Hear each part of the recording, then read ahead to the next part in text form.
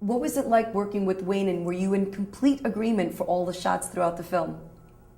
In Las Vegas, for example, we didn't have permissions to shoot anywhere in Las Vegas, you know, and I don't know who's going to watch this, but we didn't have permission. Should I say that? Tao, they give us permission. No. In the main places, yeah. The rooftop, though. But there's one thing. I'm gonna reveal it. I don't care.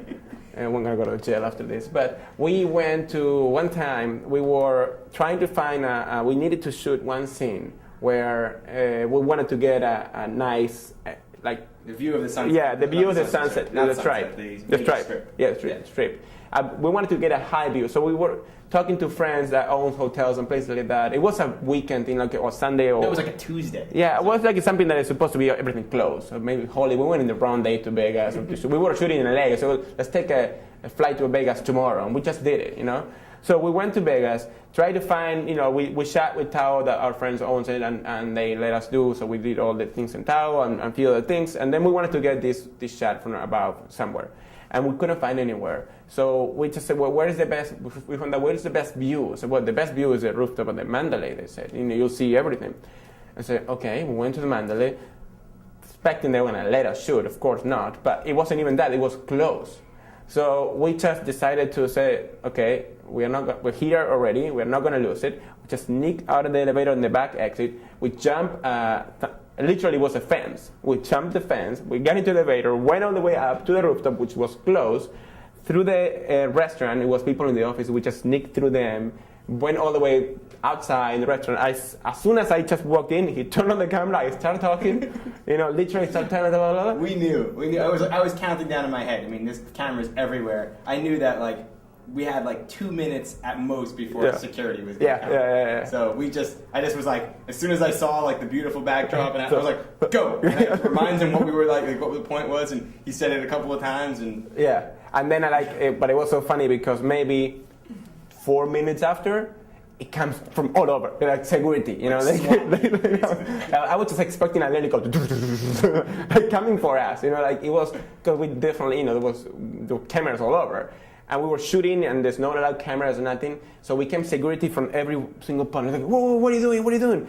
We both froze, you know, freeze, and said, whoa, you know, like we are. Do you remember how that ended? Do you remember what happened? Was I told him that we were students, right? We basically, because I felt, I mean, okay, talk about moments where you keep the camera running. I froze stupidly and stopped the camera running where I should have just held it and kept it going because this footage would have been precious. But literally, as soon as the people came in, I stopped. But I was worried that they were going to take away the camera. Yeah. You know, so I just. And we might go to jail. Kind of they were like, where's your permit? Who said you could be here? Like, look, this really like scary guy. And I was sitting on the edge of the Mandalay. Yeah, it was everything wrong. You know? So I just was like, I'm sorry, we're just doing a little student film, and the guy just started laughing. Yeah. He was like, he couldn't believe that two students violated. Like guns drawn, everyone was like, oh, student film. You know? Two students. He's like, you know, you're not supposed to be here, right? And I was like, yeah. And he's like, get out of here. And I was like, oh. That was the one moment you thought you might end up in jail on this film. Yeah, jail, losing the footage. I mean, I didn't care. I mean, the jail thing would have sucked, but I knew we would have like been able to get out of it. It would have been worse if they took the camera and